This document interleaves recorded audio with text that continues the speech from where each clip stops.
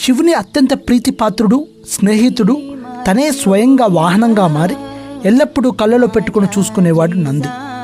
అలాంటి నంది నుండి శివుడు దూరమై దాదాపు అక్షరాల 1000 సంవత్సరాలు. ఇప్పుడు ఈ గడియ వరకు, ఈ క్షణం వరకు కూడా వారణాసిలోని విశ్వనాథ గాలి ప్రాంతంలో కాశీ విశ్వనాథ దేవాలయంలో ఎదురు చూస్తూనే ఉంది నంది.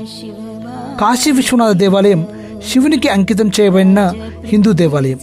ప్రతి హిందువు జీవితకాలంలో ఒక్కసారైనా దర్శించుకోవాలనుకునే పుణ్యక్షేత్రాలలో వారణాసి ఒకటి. భారతదేశంలోని 12 జ్యోతిర్లింగ క్షేత్రాలలోనే మొట్టమొదటి పుణ్యక్షేత్రం అని చరిత్ర చెబుతుంది. కాశీ విశ్వనాథ దేవాలయం నిర్మించబడింది, ధ్వంసం చేయబడింది, పునర్నిర్మించబడింది, నిర్వీర్యం చేయబడింది, స్వాధీనం చేసుకోబడింది మరియు క్లైమ్ చేయబడింది.